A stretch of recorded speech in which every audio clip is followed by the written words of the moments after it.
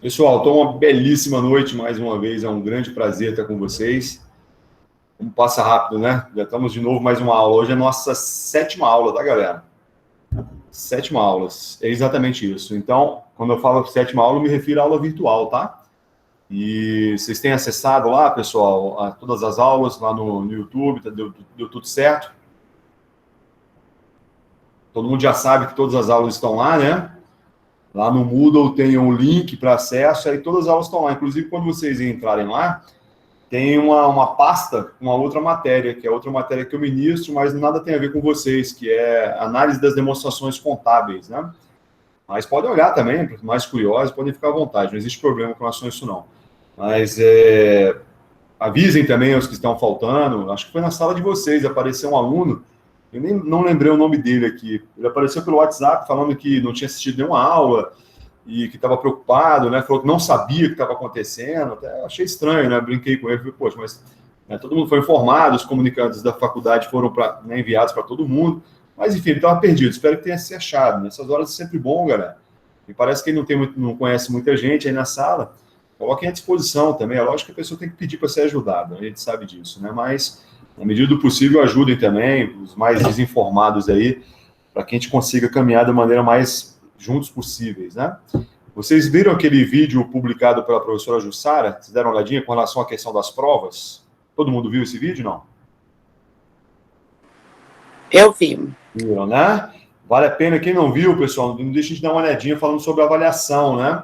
Que nós... Ótimo, Érica. Obrigado pelo feedback. Nós teremos uma prova só, que vão ser 10 questões objetivas, né? Que ela vai ser uma prova de consulta, né? E que vai estar disponível no dia da aula. Então, no nosso caso, vai ser entre o dia 20 e 25, né? Então, dia 25 dia 24 deve ser a nossa prova, que deve ser quinta-feira. 20 segunda, terça 21... Não, quer dizer, 20, 21, 22, 23 deve ser nossa aula, que seria na quinta-feira. É o que eu imagino. Mas, enfim, tudo isso está no calendário lá, né? E aí eu vou disponibilizar para vocês a prova às 19 horas e vocês, pelo que eu vi, tem que ser entregue em 24 horas, né? Então, galera, prova de consulta, um dos objetivos da aula de hoje é a gente falar um pouquinho sobre isso também, né? Até é muito comum a gente estar em sala, o pessoal brincar, professor, faz prova de consulta, né? Achando que existe uma vantagem em fazer prova de consulta, ou que aparentemente seria mais fácil. Galera, não sei se vocês já fizeram prova de consulta, mas as poucas que eu já fiz na época da faculdade foram uma das provas mais difíceis que eu fiz, tá? Não que a ideia é essa, né? Mas é só provar para vocês que ela requer uma preparação tanto quanto outra prova. Eu acho que ela tem uma vantagem em relação às provas tradicionais, por ser virtual, né? Que você não tem aquela pressão, né? Geralmente a gente começa a prova... Fala, seu Anderson, seja bem-vindo. Seja bem-vindo. Então, a gente começa, geralmente, a prova 8 horas, vai até 10. Então, vocês têm 2 horinhas presenciais. Então, querendo ou não, é puxado, né? Tem sempre algum aluno que tem dificuldade, que é um pouquinho mais lento com relação à resolução de exercícios. Seja bem-vindo, seu Ricardo. Então, tem sempre alguém que tem mais dificuldade com relação a isso, né? Mas, assim... Essa não. Então, essa prova de vocês têm uma grande vantagem, porque essas provas que eu já fiz, poucas que eu já fiz com consulta, era em sala de aula. Então, aquele prazo de 2 horas era o prazo médio, né, que eu tinha que resolver, que nós tínhamos que resolver. Então, vocês têm esse diferencial, galera. Então, as vésperas, hoje é dia 14, né? Então, nós temos... Deixa eu ver o calendário aqui, pessoal. O que vai ser essa prova? Rapidinho. Vamos ver. É do dia 20 ou 25, não é? Vamos lá. Hoje é dia 14. 20 a 25. Então, na verdade, galera, se for 20 a 25, é dia 21 essa prova, né? Concordam? Vocês ficaram sabendo de alguma mudança com relação a esses prazos? Não. Hein, galera? Me ajuda com o feedback. Que eu me lembro, professor, é dia 25 que começa, na segunda-feira. Então é dia 25, né, dona Inês? Então, maravilha, que seria na segunda-feira. Então, tá. Então, nossa prova vai ser, na verdade, dia 28, né? Então, houve uma mudança, porque, se não me engano, no vídeo que ela mandou, a Jussara, estava no dia 20, de 20 a 25, mas não faz sentido, porque dia 20 é uma quarta-feira, né? De repente eu ouvi errado também. Então, maravilha. Então, nós temos mais uma aula antes, né? Então, a ideia da aula de hoje, pessoal, e a gente tem um início de uma matéria nova, né? Mas a gente vai dividir mais uma vez em duas partes, tá? A gente vai fazer uma revisão rápida da aula passada, como já estamos acostumados a fazer.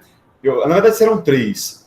No segundo momento, a gente vai ver a parte nova da matéria de hoje, avançando com relação à questão do processo de comunicação. Vou falar um pouquinho sobre auditoria, é um assunto assim que é enorme, galera, é grande pra caramba, dá pra gente fazer aí, não é o nosso foco destrinchar tudo relacionado à auditoria, muito pelo contrário, vocês terão uma matéria chamada auditoria governamental, para quem é de contabilidade, para quem é de administração, não sei se essa matéria é obrigatória, mas mesmo quem é da administração, vale a pena, pessoal, dar uma olhada, tá?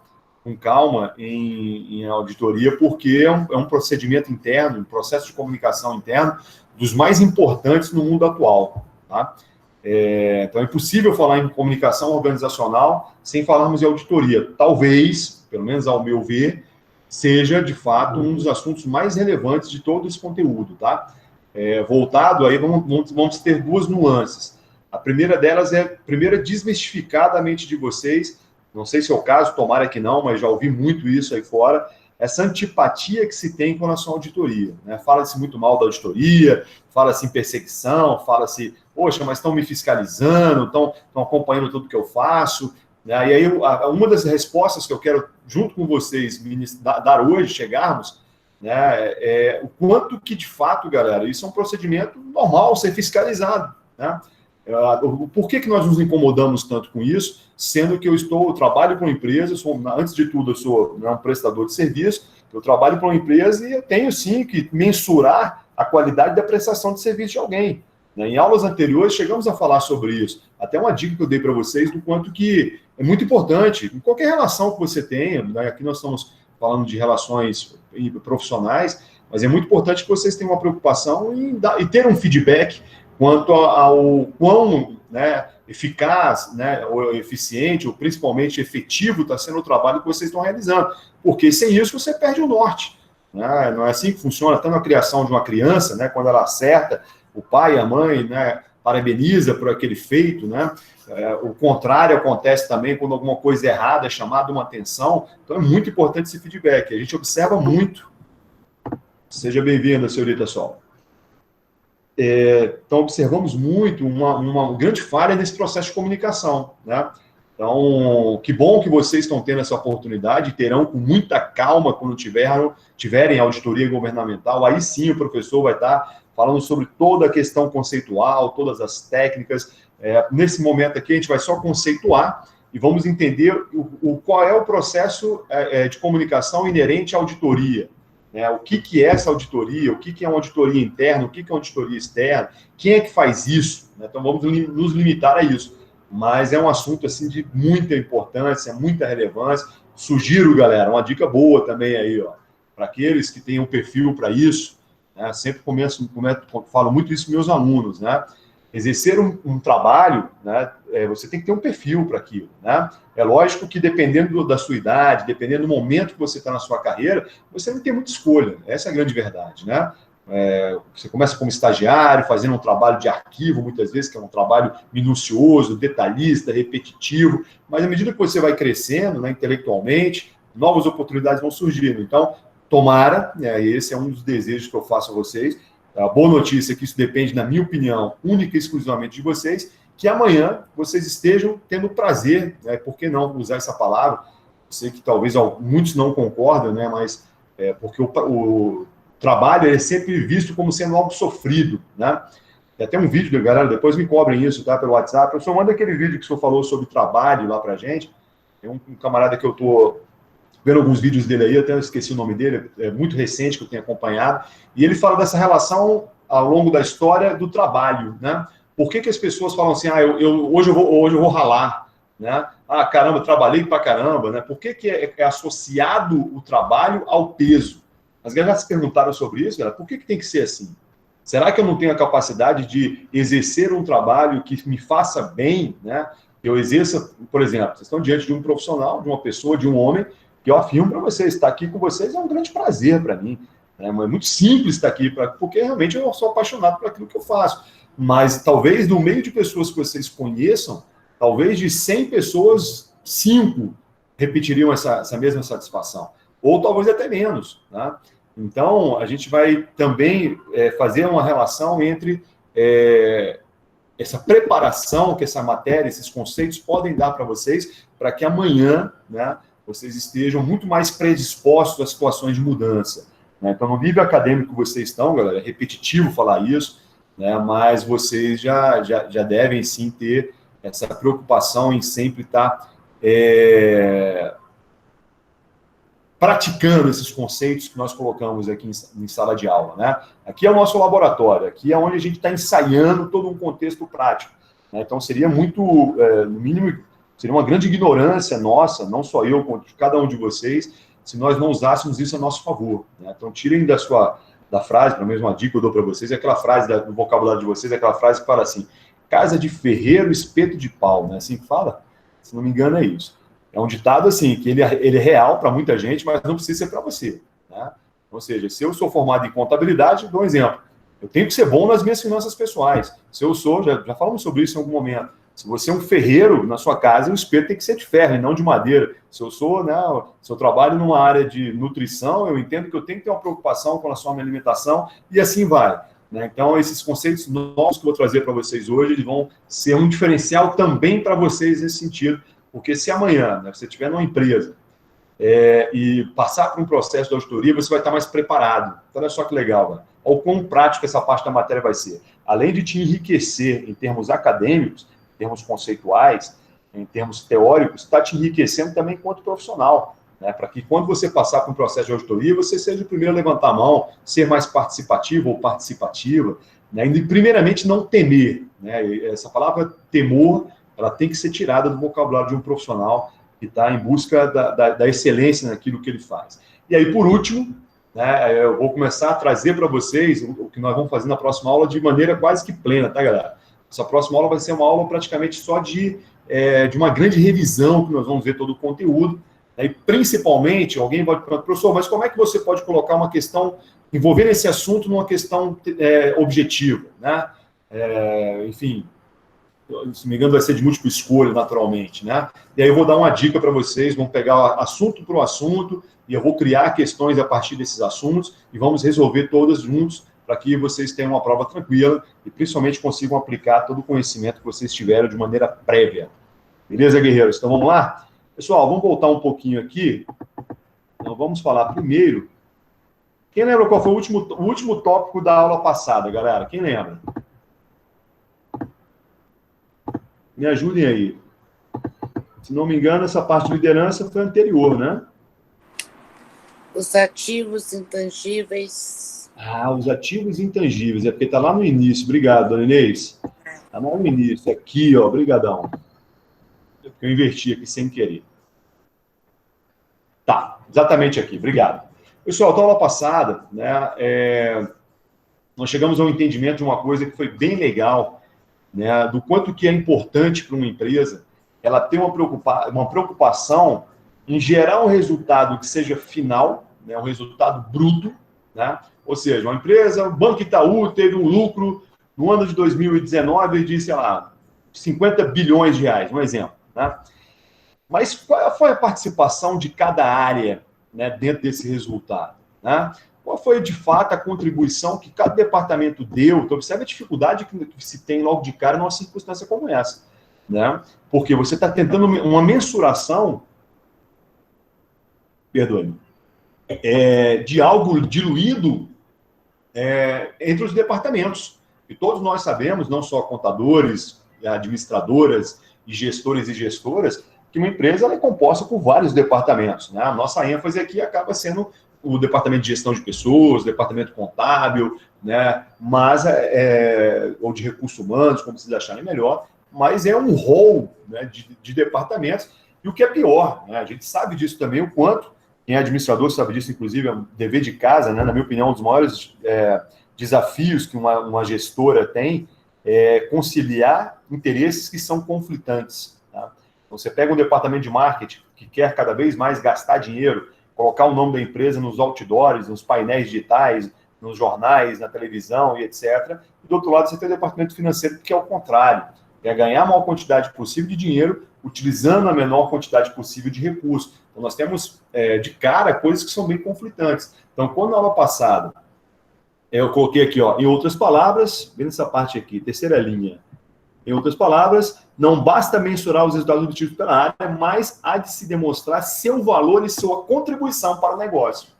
Né? Então, ou seja, muito se fala, e vocês sabem disso, que uma das áreas que corresponde ao sangue da empresa, né, que circula, que ela tem uma relevância para toda empresa, é a área comercial, é a área de vendas, né? Aquele pessoal, eu trabalhei muitos anos nessa área comercial de alguns bancos, e é uma área interessantíssima, né? Porque você tem que se desenvolver muito na sua oratória, no seu poder de convencimento, na sua argumentação. Você tem que ter um conhecimento muito grande, não só da empresa que você trabalha, mas de sua concorrência. Olha o desafio para cada um de vocês, né? Não precisa responder. Mas vocês fazem isso, galera, na empresa onde vocês trabalham, vocês têm uma preocupação também em conhecer o mercado, não precisa responder. Né? Então, por exemplo, eu estou na faculdade de JK, mas quando um aluno chega para mim, seja faculdade, né? Professor, você já deu aula em determinado local, o que o senhor achou de lá? Né? Recentemente, inclusive, teve uma aluna de vocês que saiu, se não me engano, como é que é o nome dela, pessoal? Nossa, quem lembra? Parece que ela mudou de faculdade, né? Enfim, e ela me pediu opinião, professor, talvez eu vá para a faculdade de processos. O senhor já deu aula lá? O senhor conhece lá? Ou seja, coincidentemente, eu também dou aula lá. Né? Então, ficou fácil dar uma dica para ela. Professor, mas qual que é a diferença daqui para lá? O que o senhor acha? Lógico, tem uma preocupação muito grande de ser ético também, né, galera? Não poderia também, de maneira nenhuma, comparar ao ponto de depreciar essa ou aquela. Na verdade, eu trouxe as duas, né, quais são os pontos comuns que cada uma delas tem. E uma das coisas que também pega muito para quem é estudante é a questão da logística. A primeira pergunta que eu fiz para ela, qual que é a mais próxima da sua casa, né, o mais próximo do seu trabalho, que facilite a sua vida? Isso é uma coisa importante também. Né? Então, parece que ela saiu, eu nunca mais falei com ela. Foi até nos primeiros dias de aula que ela mostrou essa certa dúvida.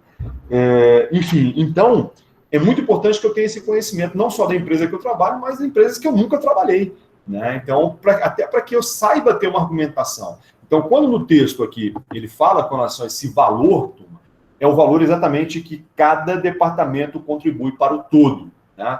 Então, se você trabalha em um departamento hoje e a sua empresa não tem essa preocupação, né, de mensuração de maneira comparativa, levanta a mão, sugira isso aos seus gestores e gestoras, aos seus superiores hierárquicos. Pessoal, façam isso, não tenham medo de aparecer.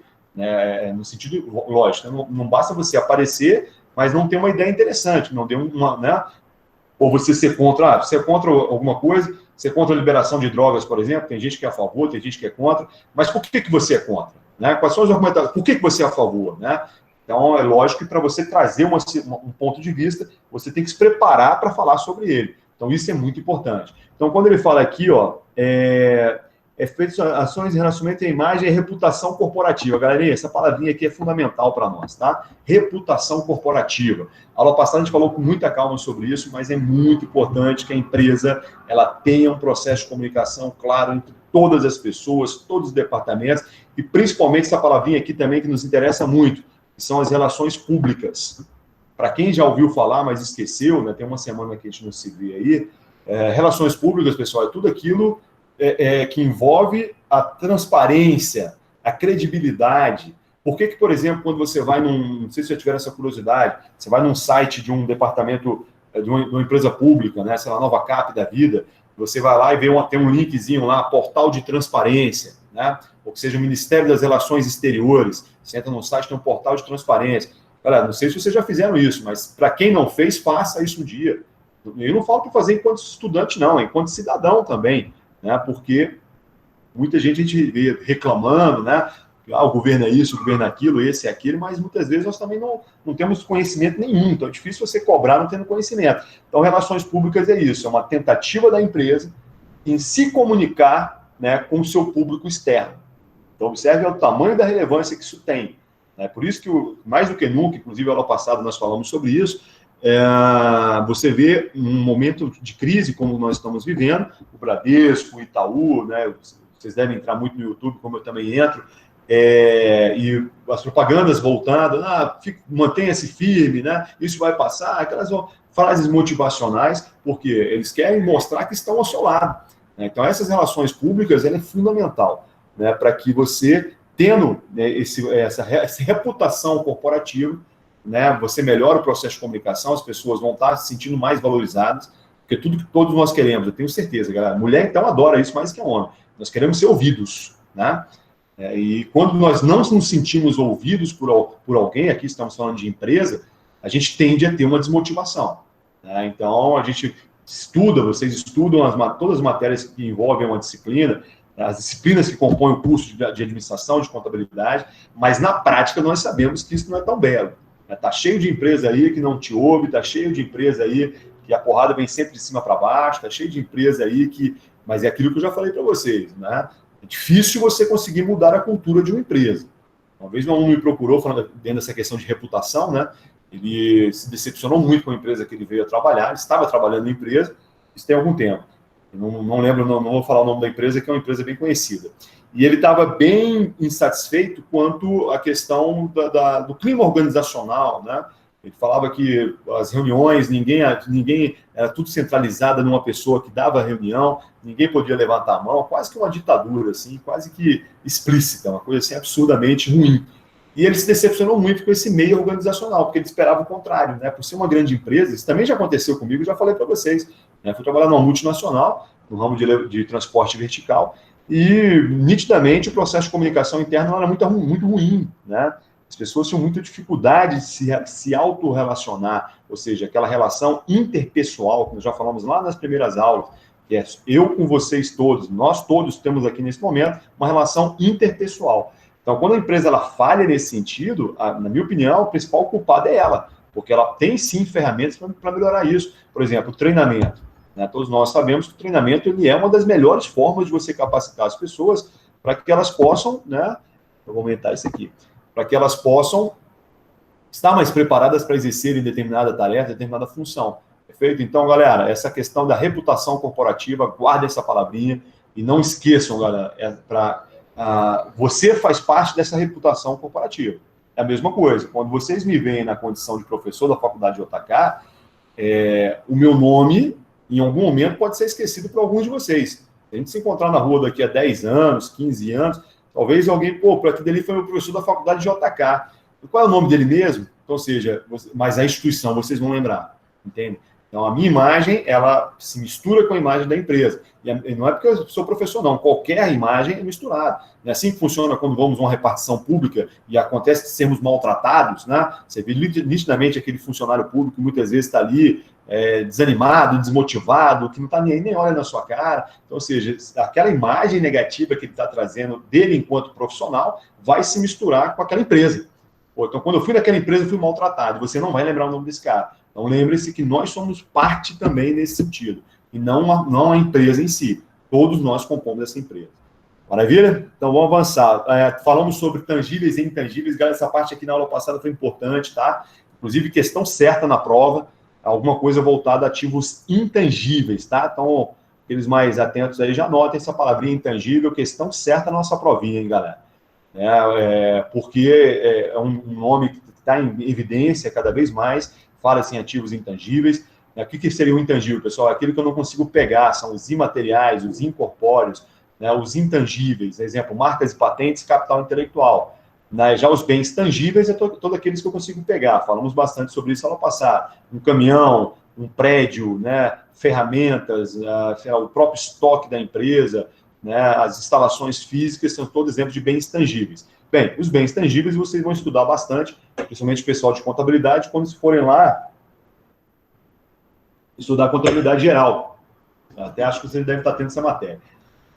Para quem é de contabilidade, né? Então, eu vou falar muito sobre essa questão patrimonial voltada à contabilidade. Então, não vou fazer grandes mensurações aqui nessa matéria, não. Mas os intangíveis nos interessam. Porque tudo isso que nós estamos falando aqui, de reputação corporativa, de relações públicas, é o ativo intangível da empresa. É a imagem, é a marca, é a patente. E essa palavrinha aqui, que é extremamente importante que vocês se lembrem, que é a última palavrinha aqui, capital intelectual, galera. Então, tudo que nós estamos... não sei se vocês pensam dessa forma, mas de maneira muito clara, todo esse conhecimento que vocês estão adquirindo ao longo desse curso, né, seja graduação em contabilidade ou administração, vocês estão enriquecendo o seu capital intelectual. Né? Então, cada vez mais vocês estão trabalhando a sua empregabilidade. né? Então, a empresa, né, alguém pode pensar assim, professor, mas peraí, se uma empresa faz um treinamento, né, para uma equipe de colaboradores, né, de alguma forma esse conhecimento está sendo passado, mas nada me garante que esse mesmo capital intelectual, ou seja, essas pessoas estejam nessa empresa amanhã. Concordam, pessoal? Né? Mas aí, galera, é aquilo, né? Faz parte da vida isso, né? Ou seja, uma empresa não tem que se preocupar com isso. Para vocês terem uma ideia, turma, em algumas repartições públicas, como por exemplo, se não me engano, o Itamaraty, lembrei. O Itamaraty, que fica ali tem um prédio bonito, né? Uma água, tipo uma nascente, sei lá, que é um espelho d'água, sei lá que é aquilo, do lado ali do Congresso Nacional. Eles costumam, por exemplo, pagar mestrado, pagar doutorado, né, para quem é colaborador de lá, né, funcionário de lá. Mas aí, em algumas situações, em alguns cargos, eles assinam um documento, como se fosse um contrato, se comprometendo a permanecer na empresa durante alguns anos. Né? Sei lá, aí não sei o prazo, tá, sejam 4 anos, 5 anos, como sendo, em outras palavras, eu, Itamaraty, estou bancando o seu desenvolvimento, o seu capital intelectual, mas em contrapartida eu quero usar esse conhecimento durante algum tempo, porque eu sei que eu não consigo segurar, até porque seria, né, não tendo nada de direito, mas eu tenho certeza que seria ilegal você fazer um contrato vitalício, não existe isso. Né? Pelo menos, até acho que tem no mundo esportivo isso. Né? A determinado atleta fez um contrato vitalício com a Nike, com a Adidas, isso até acontece, né, no meio esportivo.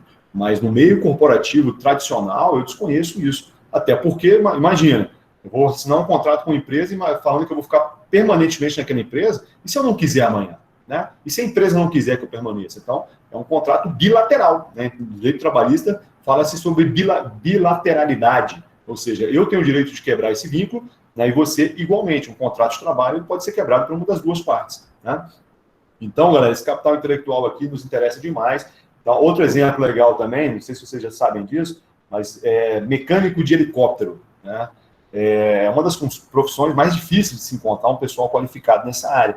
Algumas empresas fazem isso também. Eles se capacitam, treinam aquele mecânico, né, aquele profissional, e ele tem que permanecer um tempo naquela empresa.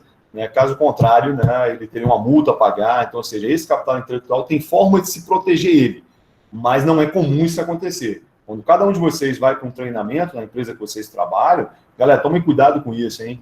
Já vi muita gente falando mal de treinamento. Hoje não está muito comum isso, ainda mais nos períodos atuais, né? Mas houve um tempo que se viajava mais a trabalho, né? Que eu, por exemplo, eu fui várias vezes em São Paulo, na época que trabalhava em banco, ficava uma semana num resort lá, num hotel 5 estrelas. Hoje você tem isso ainda, mas é muito pouco, perto do que já teve antes. Até porque hoje as empresas têm salas modernas de videoconferência, né? Hoje você tem aquela figura do multiplicador, que é uma pessoa que vai sozinha, depois ela volta e ninguém viaja, só ela. Imagina qual que é o objetivo disso? A redução de custos. Nós sabemos que cada vez mais, ainda mais no período atual, reduzir custos para a empresa é um dos objetivos, é um diferencial competitivo. Palavrinha boa, acrescente essa palavra no vocabulário de vocês. O que é um diferencial competitivo, pessoal? Eu criar circunstâncias, ações que me coloquem em evidência no mercado com mais chances de prosperar, de ter sucesso, de alcançar os objetivos, seja eles quais forem. Então, uma delas é dever de casa, é redução de custos. Isso cada vez mais é regra para toda empresa. Então, se eu trago esse multiplicador e ele vem e treina aquela equipe, o custo que eu vou ter para passar aquele conhecimento é muito menor. Né? Então, mas se for acontecer isso com vocês, galera, saem dessa, uma dica boa, pelo menos é a minha forma de pensar. Tem gente que não gosta de viajar, tem gente que não gosta de ficar no hotel, tem gente que não gosta de usar banheiro que não seja. Já acredito, já ouvi isso. Mas eu só consigo usar o meu banheiro, galera. Isso é de uma.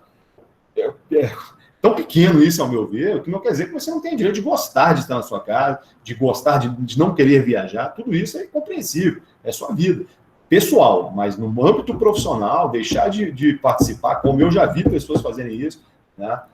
De um treinamento, quando se tem essa opção em função de ser uma viagem, de pegar-se um avião, né? É complicado, porque você está esquecendo que esse capital intelectual é seu.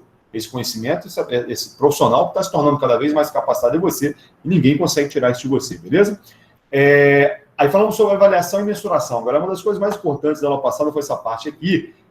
Só lendo rapidinho, a demonstração dos resultados não pode ser discutida fora do contexto do planejamento estratégico, pois, além de ser fase inerente ao processo, a avaliação só pode ser conduzida de maneira correta se for antecedida por um planejamento bem realizado. Então, galera, falamos muito sobre isso aqui na aula passada, do quanto que antes de se avaliar alguma coisa é necessário planejamento, né? Então, nós estamos falando em processo de comunicação interna, que é o objetivo principal da nossa aula, da nossa matéria. É importante que seja feito um planejamento prévio, né? Mas esse processo de comunicação, quais são as ferramentas que eu vou utilizar, né? O quanto nós vamos aplicar, alguma ferramenta é nova, há necessidade de treinamento, então essa é a fase de planejamento. E aí depois, lembra daquele exemplo que eu dei para vocês do vestibular, quando eu estudei, eu fiz um planejamento de X meses, né, e X horas por dia, e eu percebi durante o processo que eu tinha que aumentar em pelo menos mais 1 hora de estudo. Então, ou seja, no final das contas, eu fiz uma mudança de planejamento durante o processo. Então, isso não existe problema nenhum, né? E os professores de vocês de administração sabem disso também e falam bastante sobre isso, tenho certeza. Então, não existe problema nenhum de você rever uma ação que você toma, né? O problema é você manter a cabeça, né, como se fala, a cabeça fechada, né? A pessoa, a empresa, o departamento, ou o cargo, aquele processo, né? Você sabe que está acontecendo alguma coisa errada e mantém, né, por teimosia. Galera, isso não pode acontecer. Tanto prova isso que em aulas passadas nós chegamos ao entendimento que trazer uma pessoa de fora, né, para uma empresa tem uma grande vantagem. Porque você tem um profissional que ele não está nesse emaranhado confuso daqueles problemas, né? Ele vem livre disso, pelo menos daqueles que a empresa tem, pode ter outros, tá? Mas ele pode trazer ideias novas e sangue novo em função de não estar contaminado, entre aspas, né, com esses erros, né, processos que estão sendo equivocados. Então, cuidado com isso. Planejamento é importante, mas revê-los é possível e, inclusive, desejável, beleza? E a avaliação é você tornar um objetivo mensurável, né? Elemento facilitador da avaliação e da mensuração, uma vez que é ele que norteia tanto a execução do plano quanto a verificação dos seus resultados. Então, galera, avaliar alguma coisa é que nem no nosso, né? Uma avaliação, uma prova, não é isso? Nós estamos avaliando se todo o conhecimento que foi passado ao longo do curso foi bem absorvido por vocês, né? E essa mensuração também é importante. Por exemplo, nossa prova, né? Vai ser a 1 e a 2. Ela é de 1 a 10, então a mensuração em pontos, em 10 pontos. Né? É mais ou menos aquele exemplo que eu dei para vocês na aula passada, tenho certeza que vocês vão lembrar, quando nós vamos a Renner, lembram disso, não? Que é uma empresa que ela coloca lá muito satisfeito, insatisfeito ou muito insatisfeito, sei lá, nem lembro. Mas será que isso está mensurando de maneira precisa o grau de satisfação? Lembra desse exemplo que eu dei para vocês? Será que a minha insatisfação não foi só na fila do caixa que eu peguei, mas quanto ao produto estava ok, né? Que nem o funk lá, a camisa estava ok, o mostruário, né? O vestiário, nunca lembro o nome dessa palavra, onde vocês, provador, nunca lembro, provador estava organizado, estava limpo, né? Ou seja, o preço estava adequado, mas na hora de fazer o gol, chutou para fora essa empresa em função de você ter uma fila muito demorada, né? Então, ou seja, há necessidade, falamos sobre isso na aula passada, uma empresa avaliar sim o que ela está fazendo, mas principalmente ter uma mensuração mais específica, né? Não da empresa como um todo, conforme nós chegamos ao entendimento, mas uma avaliação de determinado departamento. Então, por que aquele painel não tem lá com relação à satisfação quanto ao produto, quanto ao tempo de espera, quanto à qualidade, quanto ao preço, quanto ao atendimento? Olha só, rapidamente, sem pensar muito, eu coloquei 5 formas de se avaliar uma empresa como a Renner, Riachuelo, essas empresas de departamento que nós conhecemos, tá? Então, é isso que falta. Então, essa avaliação sem uma mensuração, ela não serve para nada. Aí depois eu sou um gestor, tá, eu recebo lá de cada 100 clientes, 70% estão muito satisfeitos e 30% estão insatisfeitos. Tá, mas como é que eu vou corrigir essa insatisfação se eu não sei qual é o ponto? Né? Agora, se eu tivesse lá detalhadamente quais são as áreas que eu tenho naquela empresa, aí sim eu conseguiria chegar e melhorar esse procedimento. Então, uma ideia boa para vocês levarem para situações práticas no dia a dia profissional de vocês. Não só criar um instrumento de avaliação de alguma coisa, mas torná-lo mensurável e, principalmente, não do todo, mas sim desmembrado. É a mesma coisa. Se eu faço uma planilha de gastos pessoais e tudo que eu gasto eu lanço como despesas gerais, no final do mês eu tenho um saco de despesas que eu não sei o que é. Mas eu quero diminuir minhas despesas. Mas como é que eu vou diminuir? Eu não sei qual é a gasolina, sei lá, é a diversão, é a água, é a luz. Né? Então, ou seja, tem várias despesas, por isso que seria altamente aconselhado quem Quem faz isso sabe o que eu estou falando, de você criar um instrumento de mensuração financeira que ele seja, acima de tudo, dividido em analítico, né? Ou seja, aquele despesa com água, energia, né, sei lá, diversão, cinema, gasolina, almoço, jantar, e aí no final do mês, sim, você tem um rol de despesas, que aí você vai saber, opa, estou gastando dinheiro demais com gasolina, caramba, vou começar a andar de metrô. Um exemplo, uma decisão que eu posso tomar para implementar uma redução daquela despesa que eu estou tendo. Então, a mesma coisa acontece que nós estamos falando aqui, né? Voltando para a tela. Se eu tenho um processo de avaliação, né, e mensuração específico, analítico, detalhado, a chance de eu vir a ter um desenvolvimento da minha empresa é muito maior, beleza?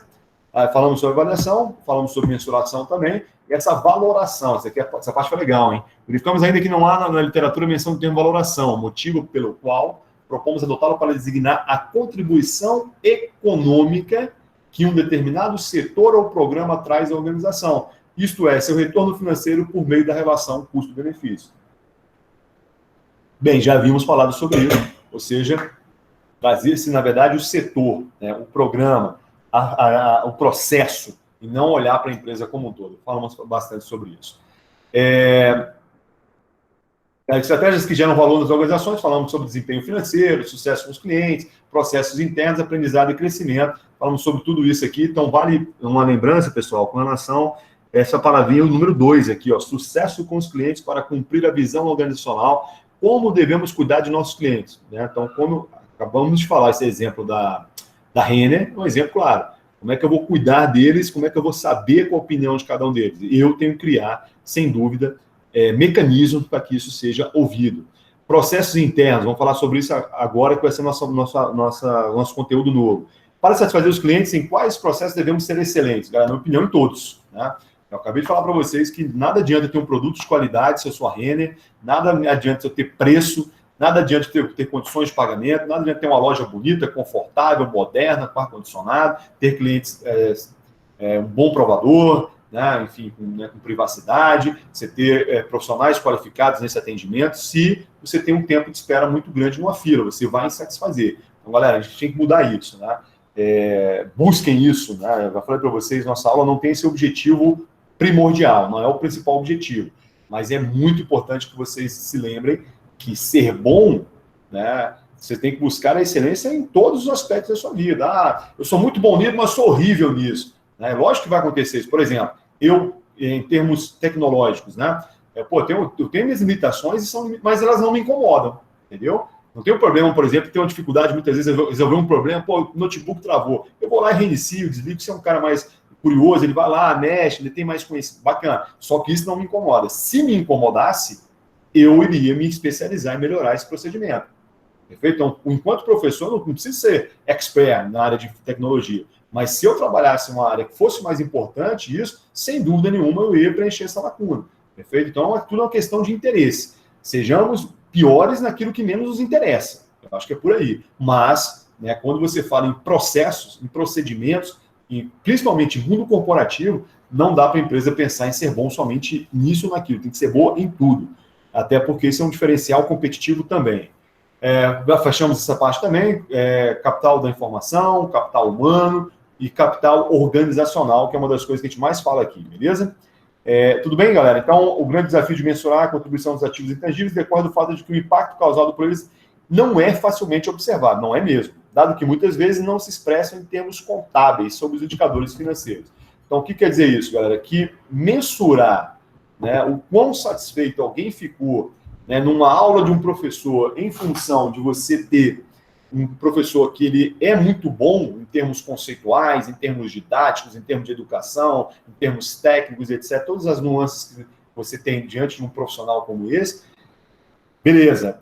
Você pode criar um mecanismo de mensuração disso, perguntar para o aluno no final do semestre qual o nível de satisfação que você teve com relação à aula do professor X. De 1 a 10, você dá a sua nota, né? Mas eu tirei nota 8, por exemplo, teve um aluno, um professor que tirou nota 6, outro tirou nota 10. Como é que eu vou mensurar de maneira individualizada? Tá? Então, esse é que é o grande problema, porque esse capital intelectual, que é um intangível, ele na verdade, existe um geral de toda a corporação, mas no final das contas, ele é o somatório das nossas contribuições individuais. Tá? Perfeito? Então, essa é a grande dificuldade, você criar um mecanismo de mensuração, perfeito? E acredite, esse modelo ele não existe hoje em dia, tá? Se você procurar aí na literatura, você não vai ver nenhum modelo que seja amplamente aceito. Existem sugestões de modelos de mensuração de intangível, mas são apenas sugestões, beleza? Pessoal, até aqui, relembrar a aula passada? Tranquilo? Sim. Maravilha, vamos para a matéria nova, então? Então, vamos lá. Olha só, a nossa aula de hoje são os últimos slides. Maravilha. Galera, qual é essa palavrinha auditoria? Ela causa um certo espanto, conforme nós tínhamos falado no início, né? Já comecei até já trazendo esse mal-estar para vocês. Mas, assim, antes de mais nada, é muito importante que não é papel da auditoria, né? Inclusive a minha formação de pós-graduação é auditoria e perícia, tá? Apesar de nunca ter exercido, eu apenas me especializei na época. Não é papel da auditoria, galera, tá necessariamente buscando os erros. A ideia não é essa. Apesar de que também ela sirva para isso, né? Então, ou seja, esse processo de comunicação dentro de uma auditoria, ou seja, quando uma empresa ela contrata uma auditoria externa, vamos falar sobre isso daqui a pouquinho, ou não, ela prefere usar uma auditoria interna, então, de cara, daqui a pouco a gente vai colocar os próximos slides a diferença entre interna e externa, tá? Mas uma coisa que é óbvia é que a externa é uma que eu contrato profissionais para proceder com essa ferramenta na minha empresa de auditoria. E já a interna seria o contrário. Eu já ter profissionais que eu entendo que são qualificados dentro da empresa para exercer esse procedimento dentro da organização, né? Iremos concluir, alguns vão discordar, outros não, ou vou ouvir a opinião de vocês, qual delas vocês acham que vai ser melhor? Qual delas é mais interessante? Vou criar um exemplo para vocês e vamos decidir para esse exemplo qual que seria mais interessante. Mas já posso afirmar a vocês que, na prática, as empresas, em sua maioria, optam por uma ou outra. Não existe essa que é melhor ou pior, menos ou mais utilizada. Não, na prática, as empresas acabam utilizando tanto a interna quanto a externa. Então, vamos ver um conceito com muita calma. Olha só o que eu coloquei aqui para vocês. É um exame cuidadoso e sistemático das atividades desenvolvidas em determinada empresa, cujo objetivo é averiguar se estão de acordo com as planejadas e ou estabelecidas previamente, se forem implementadas com eficácia e adequadas em conformidade à consecução dos objetivos. Pessoal, essa palavrinha aqui, ó, ela tem que estar... essa palavrinha que está entre parênteses aqui, em conformidade. Galera, você sabe o que é isso? O que seria estar em conformidade com relação a alguma coisa? Galera, é você ter, né, uma coisa que acontece na auditoria, que é bem interessante, por isso que eu falei para vocês, agora eu vou implementar minha fala completa, tá? Para aqueles que têm perfil, né, que vão se enxergar no que eu vou falar, é uma das áreas mais interessantes da contabilidade, hein, galera? Vocês que acabaram de entrar na faculdade, o momento de vocês entrarem numa empresa de auditoria é agora, tá? Eu não sei como é que está isso hoje necessariamente, mas quando eu fiz meu curso, tem tempo pra caramba, eu fui pensar nisso somente no 6º semestre. Aí eu me lasquei, porque quando eu procurei as empresas, porque eu vi qual era o perfil de um auditor, eu falei, pô, esse perfil é minha cara. Pô, a pessoa que viaja pra caramba, é um profissional que cada dia está numa empresa diferente, cada dia conhece pessoas diferentes, viaja pra caramba e tem uma vida muito diferenciada, ele não tem uma rotina. Aí eu falei, pô, é tudo que eu quero, tudo que eu gosto. Só que, como eu disse para vocês, demorei a ter esse encantamento pela auditoria e fui fazer no 6º semestre. Então, galera, no momento, se não me engano, né, o mercado muda muito, né? Mas é até o 3º semestre, se não me engano. Pesquisem isso, terminou a aula, entra no Google aí, bota aí empresa de auditoria, você vai ver várias, e entra no site dessa empresa, vê geralmente qual que é o semestre que eles contratam, né? Trainees, né? Que são, entre aspas, estagiários, são treinandos, né? E etc. Então, se você se identificou com essa fala, quanto ao perfil de uma pessoa que não... Porque tem gente que odeia dias diferentes, né? Isso é uma questão muito pessoal. Tem gente que adora a rotina, tem gente que quer ficar sentadinho atrás de uma mesa, tem gente que não quer interagir com ninguém. Isso é uma questão muito pessoal, não existe certo e errado com relação a isso, né? Mas o perfil do auditor, da auditora, basicamente é esse. Então, por exemplo, uma pessoa que tem família, que tem filhos, que é casado, não impede de ser um auditor ou uma auditora, mas, na minha opinião, é um pouquinho mais difícil, porque vai ter que ser uma pessoa um pouco mais desprendida emocionalmente, né? Porque tem auditorias que acontecem que a pessoa fica dias, às vezes até meses fora de casa, isso acontece, né? Que vai para um estado ou vai para fora do país, isso acontece também, dependendo do quão esse profissional alcança sucesso naquilo que está fazendo, né? Então, eu tenho uma pessoa que eu conheço, não chega a ser um amigo, mas é uma pessoa que eu tenho um carinho, que eu perdi até um contato com ele, em função, trabalhamos juntos um tempo, o nome dele é Fábio, e o cara se especializou nessa área, né? E assim, ele inclusive é casado, tem filhos, assim, mas ele fala das dificuldades emocionais que ele enfrenta em função da profissão que ele escolheu, né? Mas é aquilo, né? São as escolhas que nós mesmos fazemos, nos colocamos nessa situação. Mas se você é solteiro ou solteira, não tem filhos, eu acho que a coisa é interessantíssima nesse sentido, né? Volto a repetir, não que não seja para quem tem família, mas é um pouco mais desafiador, ao meu ver, né? Mas se você se enxergou, né, se vislumbrou sendo um futuro auditor, auditora, já vai atrás disso agora, galera. Então, ou seja, outra coisa, outro perfil muito legal de um auditor, galera, é uma pessoa muito extroversiva, uma pessoa comunicativa, uma pessoa que fala, que gosta de conversar, que é eloquente, né, uma pessoa que tem um poder do convencimento, né? Quando eu falo isso, pessoal, eu falo no sentido positivo da palavra, né? Porque muita gente se incomoda quando você fala assim, uma pessoa que é muito eloquente, que tem esse poder de convencimento, é uma pessoa manipuladora. Eu discordo, galera. Usar a palavra manipulação, ela é pejorativa, ao meu ver, ela é negativa. Agora, eloquente, que tem o poder do convencimento, é diferente. Uma pessoa que ela tem um conhecimento naquilo que ela está fazendo. Esse dia eu estava assistindo um vídeo do Pedro Calabres, e ele estava falando sobre a questão do narcisismo nas redes sociais, e aí ele terminou o vídeo falando assim, né? Que você pode talvez ter assistido o vídeo inteiro e falado assim, mas isso eu já sabia. Eu sabia que pessoas que têm uma quantidade X de postagens por dia, por semana, sei lá, são pessoas narcisistas. Sim, ninguém está discutindo isso. Só que ele falou? Que agora você tem um conhecimento científico que traz dentro da psicologia o porquê que as pessoas buscam fazer isso. Então, olha só, a minha argumentação agora é melhor do que era antes, porque eu tenho um conhecimento agora, não é apenas opinião, entende? É um conhecimento científico que comprova esse tipo de comportamento. Não estou julgando se é certo ou errado, se é bom ou ruim. Não é, o mérito do vídeo não foi esse. A ideia era só enfatizar essa questão do narcisismo, né? Inclusive, já falamos sobre isso aqui. E vamos voltar a falar, até porque a nossa matéria fala sobre redes sociais, né? Para quem ficou curioso com relação a esse tema, coloca lá, Pedro Calabres, narcisismo nas redes sociais, tá? É um videozinho, se não me engano, de 37 minutos, vale a pena. Inclusive, eu vou escrever aqui, ó, para vocês copiarem, ó. Esse aqui, ó, Pedro, Calabres, acho que é com Z, narcisismo,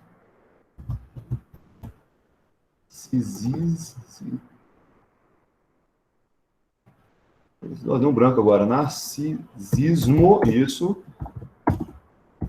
nas redes sociais, beleza? Dá uma olhadinha, os mais curiosos lá, inclusive eu aconselho demais vocês darem uma olhadinha nesse vídeo, tá? Porque é um vídeo que nos interessa nessa matéria. Oi? Dá uma olhadinha. Deixa eu só ver se é isso mesmo, galera, só para não de repente estou colocando alguma coisa equivocadamente. Deixa eu entrar no YouTube aqui um minutinho, enquanto vocês tomam uma aguinha aí. Vamos dar uma olhada aqui. Eu coloco o nome correto. Calabres é com Z mesmo, tá?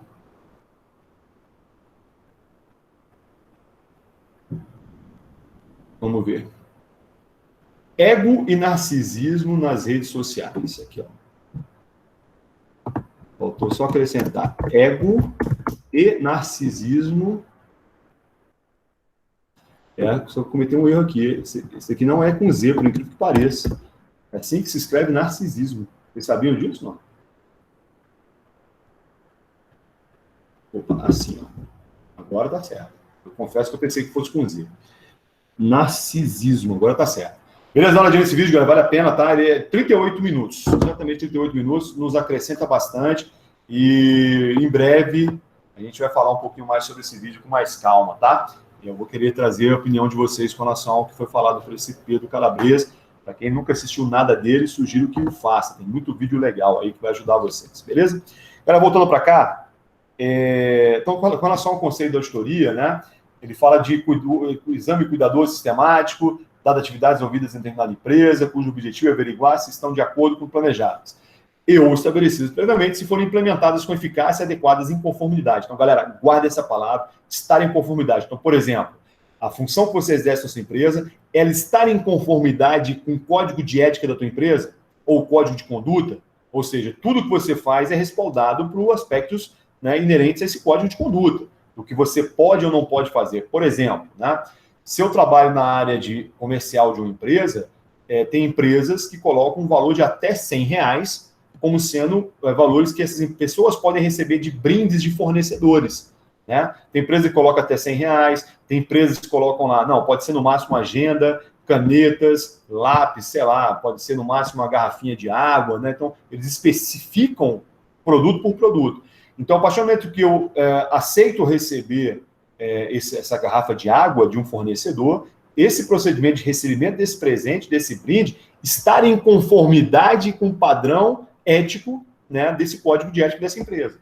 Então, galera, palavrinha boa para vocês acrescentarem, tá? Ao vocabulário de vocês, quer dizer, uma situação de entrevista de emprego, por exemplo. Então, por exemplo, eu busco estar em conformidade com os padrões éticos da empresa.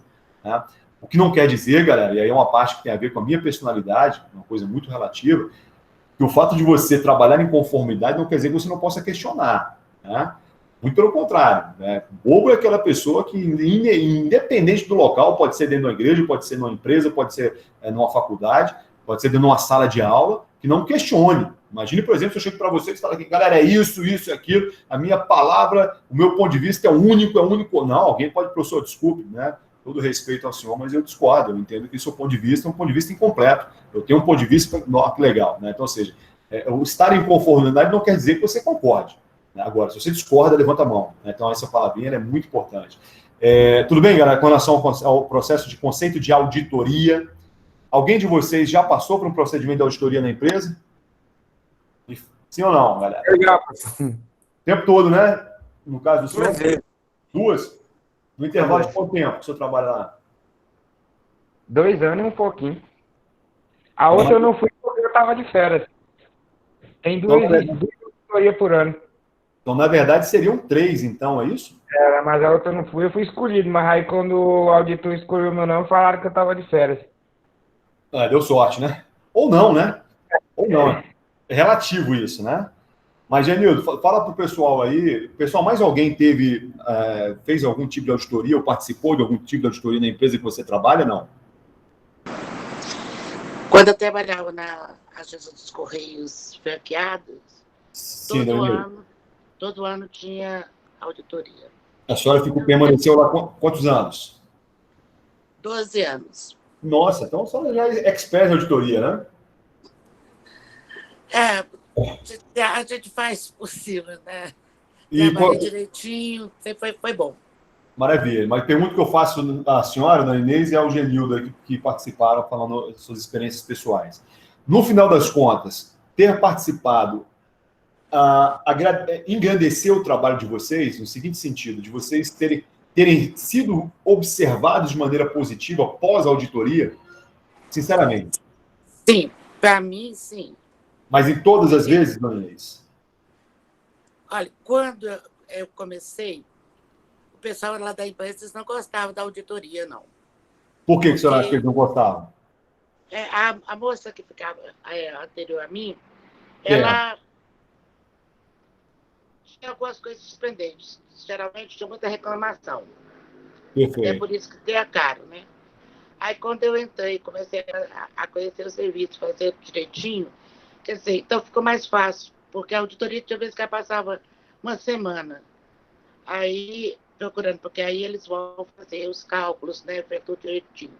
Quando eu estava trabalhando, aí nós colocamos tudo arrumadinho, direitinho. Então, quer dizer, muitas vezes era um dia, meio-dia já, porque sempre estava também prestando contas.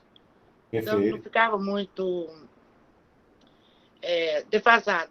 Porque muitas vezes eu falo, porque eu não tive tempo, porque tem que contar material. O trabalho que eu era supervisora dos caixas. Então, caixa tem que fechar todos os dias. Era uma agência dos Correios, senhora Inês? Agência dos Correios franqueada. Maravilha. Onde era? Curiosidade, qual região administrativa? No setor de indústria. Naquela sede principal ali, não? Não. Ali tem, lá tem o CDD, que é da Agência dos Correios. Certo. Isso. E tem a particular, aqui pega franquias. Aqui em Brasília, hoje em dia tem menos. São menos. Aí lá no CIA ainda tem. Tá, a senhora fala que tem menos agências, no caso, não menos auditoria. É. Agências ou auditoria, que a senhora fala? Não, eu trabalhava na agência, aí e tinha muitas auditorias. Porque o Correios, nessa época, quer dizer, foi até a época que o Correio estava muito bem. Perfeito. Porque tendo auditoria, o pessoal trabalha direitinho, vai, né? Perfeito. Aí melhora. Aí agora mesmo, o Correio anda meio quebrado, né? O povo reclamando muito. Então, acho que talvez teve muitos escândalos também de corrupção lá, não é, Danilo? Teve muitos escândalos de corrupção, né? Perfeito. Maravilha, obrigado pela contribuição de vocês. Então, galera, é isso, né? Então, auditoria, relatos aí, é um belo momento que você tem. Agora, galera, quem que deve temer auditoria são pessoas que fazem coisas erradas, né? São pessoas que estão burlando, que não estão em conformidade, né, com aquilo que é estabelecido para a empresa. Aí sim, o medo, o pavor é iminente. Imagine, por exemplo, um corrupto, né? Por exemplo, a Petrobras, que nós acompanhamos, sei lá, 5, 6 anos atrás, quanto que um grande executivo da Petrobras estava preocupado quando esses escândalos vieram à tona, exatamente porque eles sabiam que estavam sendo corruptos, né? Ou seja, antiéticos, imorais, né? Por que não dizer assim também, no exercício da função que eles se predispõem a fazer, beleza?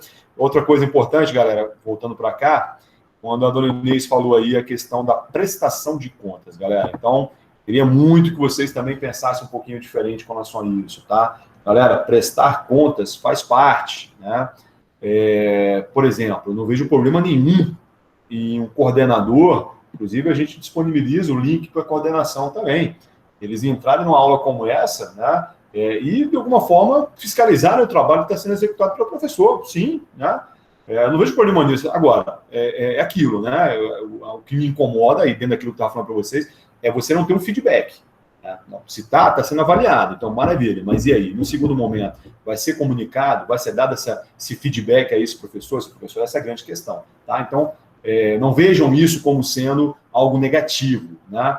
Porque no final das contas, pessoal, nós temos padrões, né? Querendo ou não, nós somos cobrados pela execução de algumas coisas que são regras da empresa.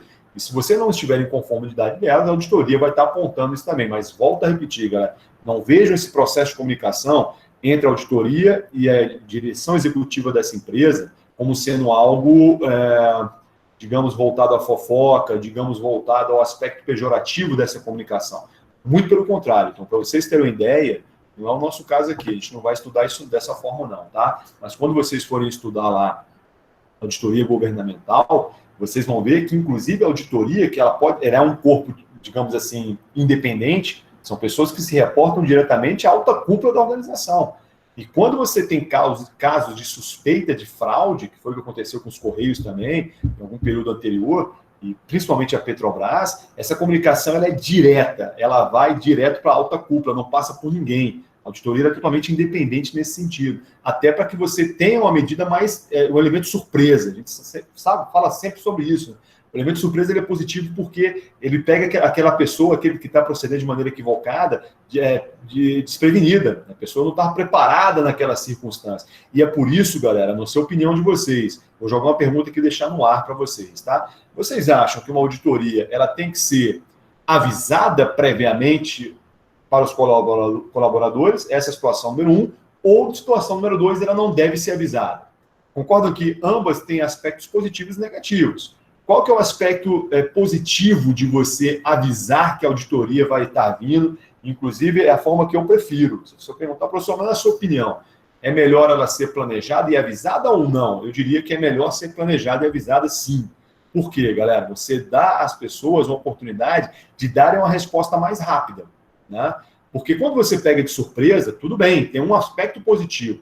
A chance de você vir a pegar uma fraude é maior, né? Porque você está pegando de surpresa. Quem assistiu um filme chamado As Loucuras de Dick e Jane? Né? Assistiram esse filme? Não. Quem não assistiu, assista, galera. Comédia, engraçado pra caramba, é o Jim Carrey, né? O nome desse ator. O cara tem vários filmes aí, Todo Poderoso, vários filmes sensacionais. Engraçados, antes de tudo. Mas nesse filme, por exemplo, quando está acontecendo uma reportagem na televisão, no jornal, né, de um suposto escândalo de corrupção, e aí quando a imagem sai daquela entrevista que estava sendo dada, daquele executivo, e é levado lá para a empresa, as pessoas estão triturando papéis, estão botando fogo nas provas, etc. Então, ou seja, ali ficou evidente que existia fraudes que estavam acontecendo, claro, né? E quando você avisa que a coisa vai acontecer, você perde a oportunidade, muitas vezes, de ter um flagrante maior com relação a esses aspectos negativos. Então, esse filme era interessante exatamente nesse sentido. E ele é interessante também porque ele fala do caso Enron, né, que eu já devo ter falado para vocês em sala de aula. Quem nunca ouviu falar, coloca lá no YouTube. Caso Enron, né, E-R-O-N, se não me engano, é assim que se escreve. É uma multinacional não, uma empresa americana que na época, 2002 ou 2001, protagonizou um dos maiores escândalos contábeis, né, da época. Né? Então, tanto prova isso, vocês vão estudar isso com muita calma, posteriormente, não nessa matéria, que existe um mundo antes desse caso e depois. Ou seja, tudo que se criou pós-caso Enron foi uma resposta do governo americano, que era uma empresa americana, que é uma lei chamada Lei Sarbanes-Oxley, ou simplesmente SOX, S-O-X, pesquisem depois com calma aí, que implementou exatamente um processo de comunicação interna na organização, galera. Por isso que nós estamos estudando auditoria. Alguém pode estar perguntando, professor, mas o que tem a ver a auditoria com a nossa matéria? Tem tudo a ver. A auditoria ela é um processo de comunicação interna, sim. Né? Então, a partir do momento que houve essa mudança de comportamento por parte das empresas, você teve um efeito dominó. Né? Então, hoje, né, mais do que nunca, existe um selo de certificação que se dá às empresas quando ela tem uma boa prática de governança corporativa. Né? Professor, mas nunca ouvi falar em governança. Então, pesquisa aí, estude depois com calma. Vamos falar sobre isso na próxima, depois que tiver essa provinha, vai ser dia 25, né, dia 24, sei lá quando vai ser, nessa data que nós tínhamos visto antes, mas ela, na verdade, resumida um conjunto de práticas que visam um monitoramento, um controle, uma transparência que vai gerar transparência e credibilidade. Olha que coisa importante, pessoal, são duas palavras que andam juntas, credibilidade e transparência, que cada vez mais, né, então, já que a dona Inês usou a palavra prestação de contas, né? Então, naturalmente, cada vez mais eu, na condição de profissional, eu vou ter que estar, sim, atento a uma prestação de contas. Agora é aquilo, né, galera? Quando se fala auditoria, por que incomoda tanto a muita gente? Né? Tomara que não seja o caso de vocês. Porque a maioria das pessoas não gosta de prestar contas. A gente sabe disso, desde muito cedo, né? Se meu telefone tocar agora, minha mãe ligar, meu filho, o que você está fazendo, não sei o quê... onde você foi nos últimos tempos, talvez eu fale 10 segundos, eu não vou contar nem um vigésimo do que realmente eu estou fazendo no meu dia a dia, porque eu não gosto de falar sobre isso, né? Ainda mais porque ela é pessoa de idade, muitas vezes estaria trazendo uma preocupação maior para ela, né, etc. Quando pergunto, não, está tudo bem, está tudo tranquilo por aqui, etc. Porque realmente está, mas eu não sou detalhista com relação a isso. Então, ou seja, galera, não sei se vocês concordam comigo, mas todos nós aqui nessa sala, temos muita dificuldade de prestar contas. Mas, assim, uma coisa é você pensar assim na vida pessoal. Você tem todo o direito de fazer, deixar de fazer. Tem gente que é o contrário, né? Tem gente que adora, né? Por exemplo, para quem é casado aí, a Karina, né? E Karina e quem mais? Ah, não, é da outra turma. Então, uns alunos que são casados que assistem aula juntos, né? Por isso, quando eu brinco com eles. Então, se um camarada, no final do dia, não perguntar para essa esposa, né, como é que foi o dia dela, e ela vai contar, talvez, muitas vezes, desde as 7 horas da manhã que ela acordar até o momento que ela chegou em casa. Ele vai perder ponto, porque a mulher tem muita necessidade de falar, né? E as mulheres, muitas vezes, são mais minuciosas, mais detalhistas que os homens. Então, por exemplo, já que nós estávamos falando em perfil para auditoria, mando mais um para vocês aí, viu, galera? As mulheres saem na frente dos homens em auditoria. Porque a mulher é mais detalhista, ela é mais observadora, ela é mais perfeccionista, como regra, do que os homens.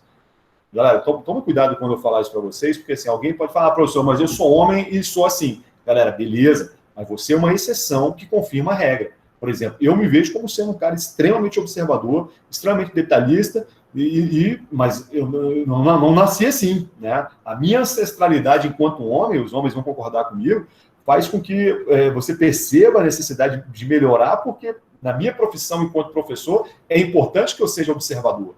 Né? Estou em sala, mas estou observando a linguagem corporal de todo mundo, o quão imagina, eu entro numa sala de 200 pessoas, um cursinho, 150, 100 pessoas, né? Uma véspera de uma prova, por exemplo, através da linguagem corporal daquelas pessoas, eu até consigo mensurar, né, de maneira superficial, mas é uma forma de mensuração, o quanto que minha aula está sendo boa, ou não, né, se fosse o caso. Entende? Então, fica o recado para os homens aí, galera. Sai dessa mesmice aí de que homem não pode ser assim, porque geralmente o homem, né, a gente fala muito isso, a mulher é isso, o homem é aquilo, galera. Não, peguem as virtudes femininas, seja quais forem, e melhorem elas em vocês. É a mesma coisa para as mulheres, né? Por exemplo, o lado emocional, deixa eu sacanear um pouco as mulheres na sala aí também. Vou ficar falando só bem delas também, que elas vão ficar convencidas, né?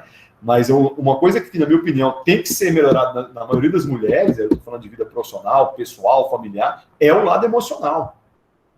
Eu tenho certeza que se fosse perguntar para cada uma de vocês, mulheres dessa sala aí, muitas de vocês iam concordar comigo, professor, realmente eu me vejo de maneira fragilizada emocionalmente, em algumas circunstâncias. Né? Tudo bem, como tem homem também que é assim, não é uma exclusividade feminina não, mas a regra, né, mas todo estudo que se traz com relação à regra é a maioria, é o senso comum. E as exceções confirmam as regras. Né? E aí, uma vez eu estava numa sala e falei isso a um aluno, professor, mas você sabe como é que é? Eu sou mulher. Eu falei, filha, mas tudo bem. Então, quer dizer, porque eu sou homem, eu tenho que ser machista? Eu tenho que ser ciumento? Tenho que ser conservador? Tenho que ser chato? Não, eu tirei isso da minha vida há muito tempo. E você, mulher, porque você é mulher, você tem que chorar numa reunião, porque você é mais fragilizada emocionalmente. Muito pelo contrário. Há a possibilidade, sim, não é à toa, e eu de vez em quando falo nas aulas com vocês, dou sugestões de vídeos. Né, que são vídeos, professor, mas são 38 minutos, galera, às vezes 38 minutos você fica só no seu WhatsApp, você fica só no seu Instagram, fazendo coisa muito menos importante do que assistindo um vídeo que pode melhorar. Sabemos que nós fazemos isso muitas vezes. Então, será que você não consegue dedicar uma parte do teu tempo a um desenvolvimento pessoal? E eu tenho certeza, quando vocês abrirem esse vídeo aí, né, o YouTube já faz isso, vai mandar uma série de outros vídeos, outros textos lá, títulos, vão interessar vocês. Então, fica essa dica para você que não quer continuar, porque eu sou isso, eu sou homem, eu sou mulher, eu tenho que ter característica essa. Galera, não, na minha opinião, foi aquilo que foi colocado aqui naquele texto anterior, na página anterior aqui, que fala de excelência em todas as frentes. Não é? Eu tenho que ser bom em tudo que eu faço, tenho que buscar a excelência em tudo que eu faço. E observe que isso vai refletir em tudo, na sua vida profissional, na sua vida pessoal, na sua vida familiar, financeira, amorosa, sexual, sei lá quais são as que todos nós temos aí, mas querendo ou não, todos nós temos essas nuances. Umas delas, pessoas se dedicam mais ou menos. Nesse caso aqui, nós estamos dedicando à questão profissional. E eu estou afirmando a vocês que, para esse homem, né, e para essa mulher, há necessidade, sim, de a gente identificar quais são nossas lacunas, quais são as nossas imperfeições e aperfeiçoá-las. Tá? Sai desse mas todo mundo errar é humano, essas frases feitas que eu particularmente odeio. Ninguém é perfeito, galera. Cuidado com essa frase aí, né? Cuidado com essa frase, sem entrar no aspecto religioso, porque no final a perfeição ela pode ser alcançada sim. E quando eu falo em perfeição, eu estou falando da minha perfeição. O que não quer dizer que você vai me ver como perfeito. Eu estou falando que eu posso alcançar a minha perfeição dentro daquilo que eu me disponho a fazer.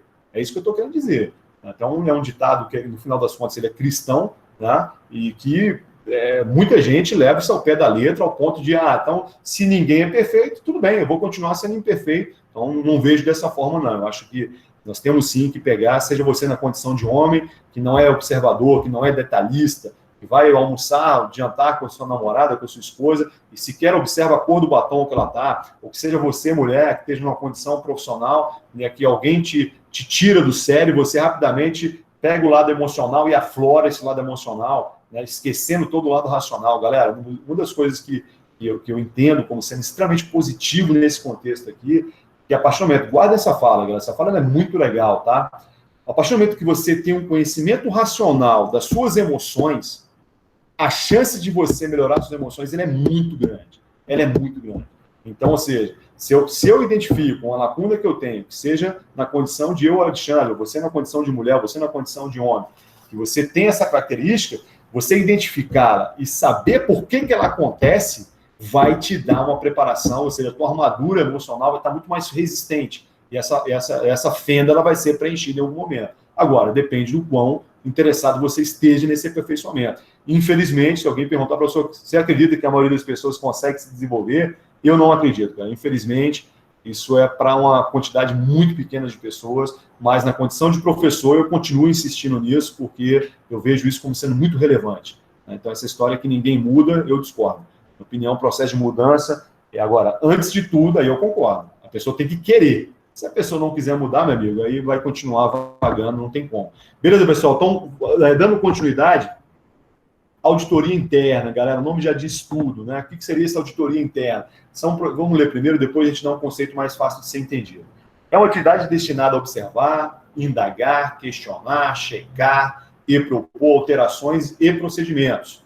Trata-se de um controle administrativo cuja função é avaliar a eficiência e eficácia dos controles, dos outros controles, ou dos controles internos. Então, galera, em outras palavras, a auditoria interna, o que acontece? É um departamento dentro da contabilidade, ou seja, quem é auditor geralmente é um profissional formado em contabilidade, que ele se especializa em auditoria, né? E aí, auditoria interna, esse profissional, então eu sou o auditor dessa empresa, vamos imaginar da faculdade de JK, e eu estou à disposição da empresa para a realização do procedimento de auditoria. Essa é a auditoria interna, então, ou seja, eu vou testar, eu vou avaliar, eu vou mencionar, eu vou verificar, eu vou controlar, todos esses adjetivos foram colocados nesse conceito, os procedimentos que essa empresa faz. Pode ser qualquer um, né? Pode ser, por exemplo, o procedimento de confecção de um diploma, quanto tempo está demorando, por que se demora tanto, né? Porque o prazo que está sendo dado é um prazo que é coerente, né? Até porque você tem a assinatura do MEC com relação a isso, não envolve só a faculdade. Outra coisa, né? O procedimento de chamada por parte do professor, né? Tem acontecido, em quanto tempo geralmente os professores abastecem lá o sistema com relação a essas informações. Então, ou seja, essa é a auditoria interna, é aquele colaborador que já trabalha na empresa e vai se prontificar a controlar, verificar, mensurar, manipular, no sentido positivo da palavra, todos os controles que essa organização detém. Então, essa é a auditoria interna. Galera, eficaz ela, sem dúvida, né? Qual que é a grande vantagem da auditoria interna, ao meu ver? Que é um procedimento de comunicação que ele tende a ser mais rápido, porque já é um colaborador que conhece a cultura dessa organização. Tá? Então, ou seja, ele já tem um processo mais rápido de comunicação com as pessoas que estão lá. Ele já conhece as pessoas. Então, por exemplo, isso é extremamente vantajoso em termos de tempo. Nós sabemos que tempo é fundamental. Então, o auditor interno ele tem essa grande vantagem por conhecer os procedimentos dessa empresa, por conhecer o negócio que essa empresa faz, por conhecer as pessoas que estão lá dentro. Isso gera um diferencial com relação a um tempo mais curto para chegar a algum tipo de avaliação. Perfeito? Agora, qual que seria essa parte importante, galera? O grande problema da auditoria interna é você ter aí o grau de amizade, né? O que quer dizer isso, pessoal? Por exemplo, vamos imaginar que eu e o Vitor trabalhamos, e o Vitor é o auditor da empresa e eu sou, sei lá, um gerente comercial dessa empresa. E aí, o Vitor, ao me avaliar, vamos imaginar que nós temos um grau de amizade, inclusive fora da empresa. Pô, Vitor, jogamos futebol juntos, vamos a barzinho juntos, sei lá. Né? Minha família conhece a família dele, etc. Temos um grau de amizade que vai muito além das fronteiras organizacionais. E aí, o que pode acontecer?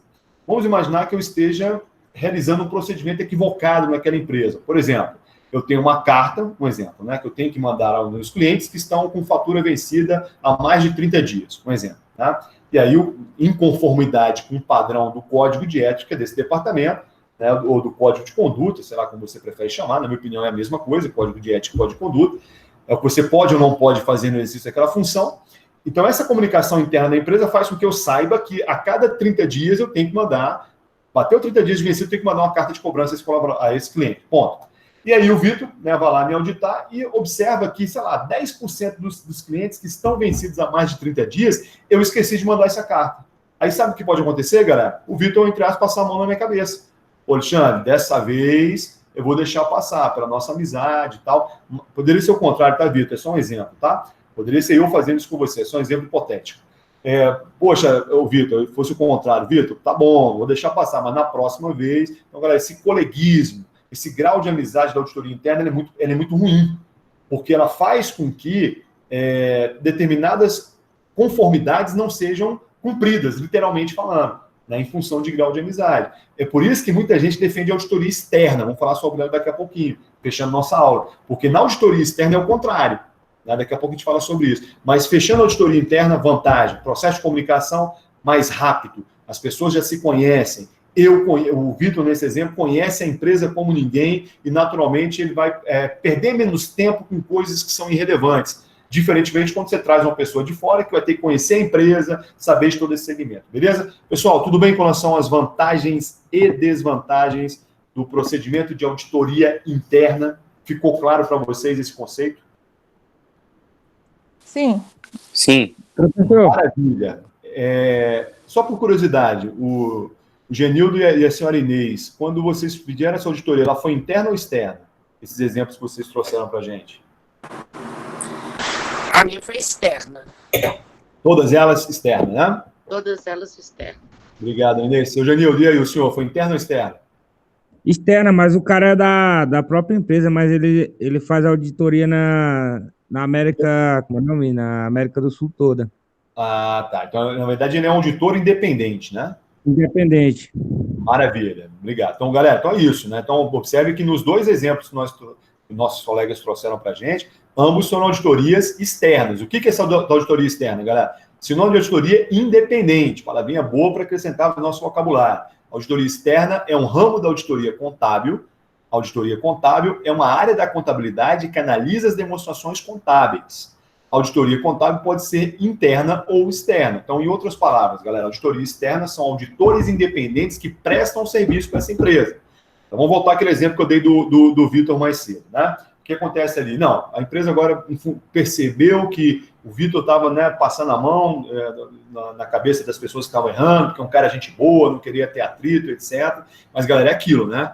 Vou dar um exemplo mais interessante agora. Se o Vitor é um profissional que busca excelência no que ele faz, ele vai dar uma porrada em mim de qualquer jeito. Não tem essa de, não, chegar, Alexandre, perdoe-me, mas eu vou ter que apontar essa sua falha. Inclusive, não é a primeira vez que acontece isso. Irmão, gosto de você pra caramba, somos amigos, mas a minha questão profissional, a minha ética não me permite passar a mão na sua cabeça. E eu tenho certeza que se eu for uma pessoa também ética, eu vou entender o posicionamento profissional que ele está tendo comigo. Ou seja, melhorando esse exemplo aí, galera, essa relação, e cuidado com isso, então. Ninguém é obrigado a deixar de gostar de alguém em função de um aperto no puxão de orelhas, muito pelo contrário. Eu entendo exatamente o contrário. Já falamos sobre isso aqui. Um cliente que ele reclama, uma pessoa que está te reclamando, te trazendo, querendo ter uma conversa contigo, é sinal que essa pessoa está querendo continuar com você. Né? Seja profissionalmente, pessoalmente, etc. Agora, a partir do momento que a pessoa vira as costas e vai embora, é porque verdadeiramente a coisa está mudada. A pessoa não tem mais nenhum tipo de interesse. Então, a mesma coisa aqui. No caso, o Vitor, nesse exemplo, está dando um exemplo de profissionalismo, né? E principalmente de entender que, pô, eu vou trazer, pode ser, por exemplo, o que pode estar acontecendo nesse exemplo? Vamos melhorar esse exemplo ainda mais. Pode ser que eu, Alexandre, não tenha passado por um programa de treinamento ainda. E aí, o que o Vitor vai fazer? Vai colocar num termo, né, que finda a auditoria, que é um laudo da auditoria, tá? Que é um documento, né? Não tem um padrão de um laudo, não, é simplesmente um texto que é colocado, e lá ele vai colocar, inclusive, foi percebido, né, um grau de erro com relação às cartas enviadas, as cartas não enviadas com clientes que estavam com vencimentos acima de 30 dias. Sugiro, pelo que eu pude observar em conversa com o senhor Alexandre, que é o gerente comercial dessa empresa, que falta-lhe treinamento. Não observei má fé, né, no procedimento dele. O que falta realmente é treinamento, ou seja, ele está dando um recado para a empresa. Olha só que legal essa parte, galera. Então, esse laudo da auditoria, que vai ser entregue para os gestores, né, para a alta cúpula dessa empresa, vai fazer com que, por exemplo, eu sou o gestor, eu olho esse laudo e falo assim, pô, então está na hora de pegar essa equipe, né, do departamento comercial, seja financeiro, seja qual for, e implantar um programa de treinamento para que erros como esse não aconteçam mais. Então, galera, existem erros e erros, né? O fato de você errar, né, com relação, voltando para cá, com um não envio de uma carta, isso não quer dizer que você está sendo antiético, isso não quer dizer que você um indício de uma fraude, muito pelo contrário. É simplesmente, muitas vezes, um esquecimento. É uma falha? Não deixa de ser. Agora, já aconteceu, por exemplo. Inclusive, esse exemplo que eu estou dando para vocês é exemplo real, tá, galera? Trabalhei numa área financeira de uma empresa, 2004 isso, lembro da época das Olimpíadas de Atenas 2004, lembro perfeitamente dessa época. No qual eu tinha sim que mandar uma carta, só que não eram 30 dias, era 90 dias. Todo cliente vencido acima de 90 dias, foi a única experiência que eu tive em ser auditado. Acima de 90 dias, tinha que encaminhar uma carta dizendo, né, que o serviço seria cortado. Ponto. Era manutenção de elevadores, tá? E aí a auditoria veio e percebeu que X%, não lembro, 10% dos clientes não estavam recebendo essa carta. O auditor chegou assim, vem cá, não, senta aqui do meu colinho. E aí, por que você está deixando de fazer isso? Bem, eu simplesmente não sabia que tinha que mandar essa carta com 90 dias. Ou seja, houve uma falha no processo de comunicação interna, que não deixa de ser uma falha minha também, que eu poderia ter levantado o dedinho e perguntado, né? Eu não fiz isso, mas a falha também com relação à comunicação interna dessa empresa. Ela poderia, antes de mais nada, ter iniciado um programa de treinamento, né? Ou seja, eu já estava, pelo menos, se não me engano, eram 9 meses que eu estava numa empresa, uma gestação, inclusive, e não tinha sido passado por um programa de treinamento. Perfeito? Foi uma época confusa, a empresa estava mudando de local do CIA para o Saã Norte, as instalações físicas estavam sem ar-condicionado, estava horrível trabalhar lá nesse sentido, enfim, então, não justifico o erro também, mas volto a repetir, houve uma parcela de culpa minha, de eu não ter perguntado com relação a esse procedimento, mas houve também uma parcela de culpa da empresa em não implementar um programa de treinamento. E aí, quando foi passado, né, esse laudo contábil para o diretor dessa empresa, ele olhou, mas por que o Alexandre não passou o programa de treinamento ainda? E aí ele foi perguntar para quem? O Departamento de Recursos Humanos, o Gestão de Pessoas. Então, a falha também foi o Departamento de Gestão de Pessoas, porque ele pensou que eu já tivesse passado pelo programa de treinamento. Tá claro, galera? Então, olha só, como é que a gente pode finalizar nossa aula de hoje com essa grande conclusão, esse exemplo bobo que eu estou dando para vocês aqui, simples e sem entendido, nos traz uma falha no processo de comunicação terrível. Porque eu não levantei a mão e não perguntei o que se fazer com clientes vencidos acima de 90 dias. O diretor não se comunicou com o departamento de gestão de pessoas de forma a perguntar se de fato todas as pessoas que estavam entrando, que era uma regra, isso estaria em conformidade, nem toda empresa tem isso, hein, galera? Alguém pode falar, professor, mas a empresa que eu trabalho, eu nunca participei de um programa de treinamento. Beleza, isso não é legal. Mas tem empresa que não tem essa obrigatoriedade, né? Isso é muito pessoal. Tem empresas que fazem quando você é contratado, tem empresas que fazem no segundo momento, tem empresa que não faz. A gente sabe que existem várias nuances e diversas com relação a isso. E também houve uma falha de comunicação do Departamento de Gestão de Pessoas comigo. E aí aconteceu? Aí sim, o gerente deu essa catracada, né, no Departamento de Gestão de Pessoas e me chamaram para Alexandre, você vai filmar, que dia que você pode viajar? Vai ficar uma semana fora, papapá. Então isso foi em 2004 que aconteceu. Então, galera, resumindo, né, na minha opinião, a auditoria externa, ela tende a ser mais interessante porque ela é independente. Ou seja, como nós colocamos esse exemplo aí, naquele exemplo do Vitor comigo, se o Vitor fosse um auditor independente, que foi o caso do Genildo, que ele falou, e da senhora Inês, ele não conhece o Alexandre, não tem grau de amizade nenhum, então ele tende a ter uma independência maior. Então, ou seja, o que quer dizer isso, galera? É uma opinião sem emoção. Tá? Quando você avalia o trabalho de alguém que você não conhece, você tende a ser mais independente. Quer ver um exemplo disso, galera? Sabe o que eu faço quando eu corrijo prova de aluno? Eu não olho o nome. Sabia? Eu já contei isso para vocês? Não. Alguém em sala já falei para vocês isso? Não, sinceramente. Outro dia comentou. Comentei, né? Por que eu faço isso? É um procedimento de auditoria minha, né? Que eu falo assim, porque se for uma prova objetiva não faz diferença. Mas se for uma prova, acontece isso, cara, isso é uma confissão que eu estou dando para vocês, que eu tenho certeza que acontece com todo professor. Ou seja, se é uma prova dissertativa, eu estou vendo lá, sei lá, esse aqui é o Paulo. Caramba, o Paulo, eu gosto dele pra caramba. Eu vou ser um pouco mais permissivo com o Paulo, porque eu conheço ele numa sala de aula, do que o João, que está lá atrás, que nunca me deu boa noite. Tudo bem que a gente sabe que tem pessoas das variadas formas, mas é muito mais fácil você... É que nem numa sala de aula. Não assim acontece com vocês, você tende a se relacionar mais com a pessoa que senta do seu lado, e muitas vezes você até sabe o nome da pessoa que está lá atrás, mas você nunca conversou com ele, nunca tomou um café com ele ou com ela, etc. Então a mesma coisa acontece, galera. Não é questão de gostar ou deixar de gostar menos ou mais, mas você tem uma empatia maior, uma simpatia maior pela pessoa. Então o que eu faço? Se eu sei o que acontece, eu não olho o nome para evitar essa questão. Então, ou seja, eu tiro o aspecto emocional e vou avaliar, ou, na verdade, corrigir aquela prova dessa forma. Então, a gente pode concluir, galera, não sei se vocês vão concordar comigo, vou dar uma voz para que vocês falem, quem tiver interesse, mas eu entendo que o procedimento de auditoria externa, nesse processo de comunicação que nós temos dentro da organização, ele é mais interessante por ter independência, ou seja, não existem aspectos emocionais que poderiam pesar de forma a ser mais paciente ou ser mais tolerante com o erro do que muitas vezes pode acontecer com a auditoria interna. Mas alguém pode falar, professor, mas não necessariamente o auditor interno vai ter esse grau de envolvimento. Sem dúvida, galera. Eu acabei de corrigir o exemplo. Falei que no segundo momento, o Vitor, por mais que ele tenha um grau de amizade comigo, nesse exemplo que nós criamos, ele pode sim chegar para mim e dizer, eu gosto de você pra caramba, você é meu irmão, mas isso vai ser colocado aqui porque é o meu lado profissional falando mais alto. Espero que você não leve para o lado pessoal, uma vez que aqui nós somos profissionais que trabalhamos na mesma empresa. Galera, tudo bem? Fechado, vocês concordam comigo com relação a esse ponto de vista, com relação à auditoria externa e interna? Alguém tem algo a acrescentar com relação a isso? Professor, se o senhor me permitir, eu lembrei de um exemplo real aqui. Por favor, senhorita. Lá na empresa, no supermercado Supermaia, né? Uma colega minha trabalhava na tesouraria. E aí ela se destacou e por muitos anos trabalhou em uma loja só, fez muitas amizades, se destacou e foi tomar conta da rede de tesourarias de todas as lojas, né? Caramba, que E legal. aí ela ficou responsável por fazer auditorias nas lojas. Só que um auditor lá que fazia esse serviço na tesouraria não tinha nenhuma formação, era só um conhecimento empírico mesmo, coisa, né? Não tinha capacidade mais além.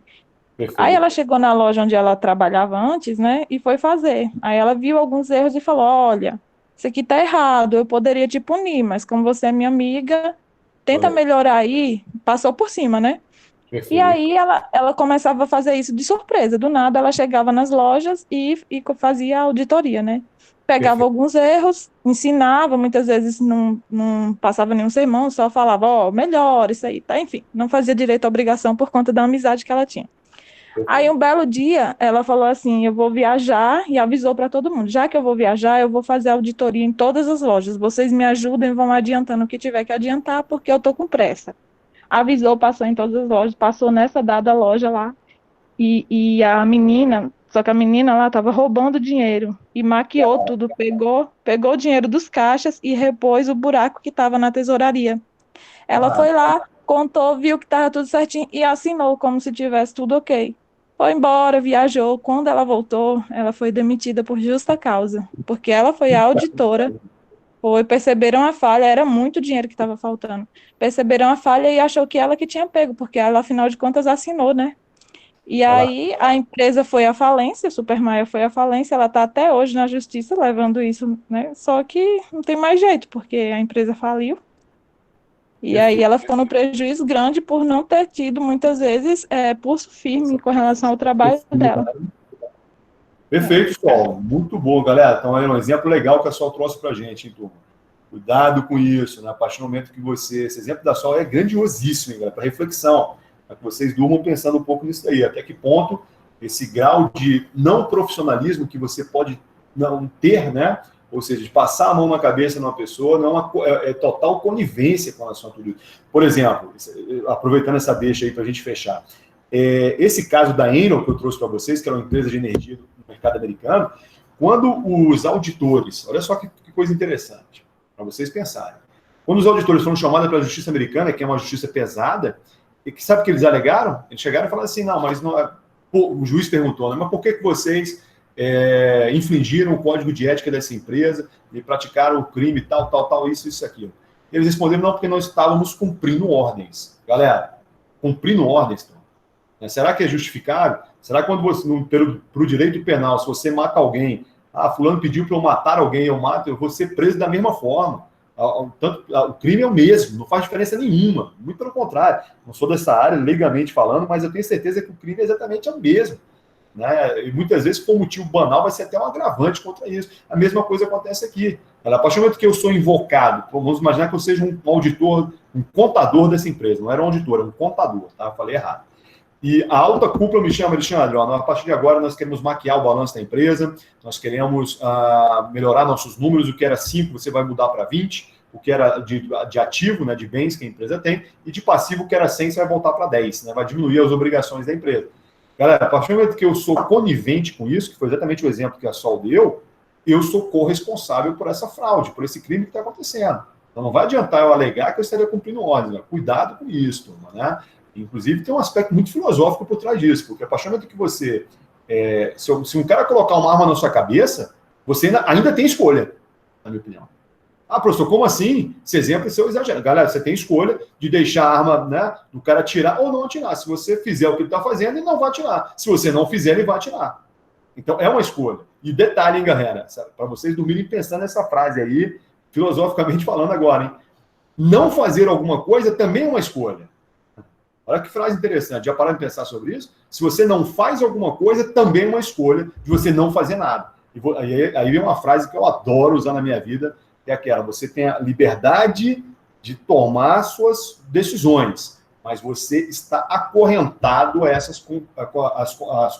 as consequências, né? Então, ou seja, repito, você tem a liberdade de tomar suas próprias decisões, mas está acorrentado às consequências dessa decisão. Perfeito? Então, pensem sobre isso. Então, antes de ter um comportamento, né, dentro desse processo de comunicação, de auditoria, que nós estamos comentando nesse momento, mas seja qual for, né, se você não fala nada, você sabe o que é uma pessoa amoral, galera? Já pararam de pensar sobre isso? O que é um profissional amoral? É uma pessoa que ela não está nem aí, por exemplo, eu trabalho junto com alguém, eu vejo alguém furtando um notebook dentro da sala, e eu não falo para ninguém, para mim pouco importa, não está mexendo com nada meu mesmo, isso é a pessoa ser amoral. Então, ou seja, a partir do momento que você é amoral, você pode se comprometer também, porque você poderia estar apontando, né? Daí depende da empresa, depende do código de ética dessa empresa, etc. Mas você poderia estar assim, professor, mas eu seria X9, cheio de... Galera, aí é aquilo, isso é uma questão muito pessoal, né? Mas é o que eu falo, não tomar uma decisão também é uma escolha. Então, cuidado com isso. Então, quando na vida profissional a gente fecha exatamente fazendo vocês refletirem um pouquinho sobre isso, como eu estou fazendo agora também internamente. Se você, como exemplo da Soldinha trouxe para a gente aí, é um profissional que é condizente com uma falha, e aí pode ser por vários motivos, porque você é gente boa, porque você não quer ter briga com ninguém, porque você tem um grau de amizade ou de gostar de alguém. Se você está fazendo isso, você é corresponsável, perfeito? Tanto na esfera administrativa, como também na esfera criminal, no exemplo que nós demos aqui. Fechado? Galera, podemos encerrar com segurança a nossa aula de hoje? Podemos. Tranquilo? Então, foi um prazer e uma honra falar com cada um de vocês. Mais uma vez, a aula vai ser postada lá para o pessoal daqui a pouquinho, daqui mais ou menos uma hora deve estar lá no máximo, tá? E espero que a gente consiga avançando. E aí, próxima aula, que vai ser na próxima quinta, é a aula de véspera da nossa prova, né? E aí nós iremos fazer uma grande revisão na aula que vem. Então, já peço para que vocês coloquem no papelzinho, galera, antes da nossa próxima aula, elenquem perguntas que vocês vão ter, dúvidas que vocês têm com relação ao conteúdo. Ou podem também estar fazendo durante a aula que vem, mas a ideia é não trazer nada novo, tá? Com relação à nossa matéria, ela fecha aqui com relação à prova que nós faremos, tá? E aí nós vamos fazer uma revisão, um grande apanhado de tudo isso que a gente tem falando. E aí eu vou falar para vocês, galera, essa parte aqui é mais importante. Inclusive, vou mostrar para vocês como é que eu vou cobrar isso de vocês, como é que serão as questões, que é uma dúvida que é legal, né? Já que nós estamos diante de um modelo novo de avaliação, que é uma avaliação não presencial, que é uma avaliação com consulta, né? Eu vou desmistificar tudo isso para vocês e deixá-los muito mais seguros para a nossa prova futura. Fechado, pessoal? Fechado, professor. Belíssima noite para vocês. Beijão para todos. Boa noite. Boa noite. Boa noite, professor. Obrigado. Gente, boa noite, eu te agradeço a cada um de vocês. Valeu, professor. Valeu, guerreiro. Obrigado.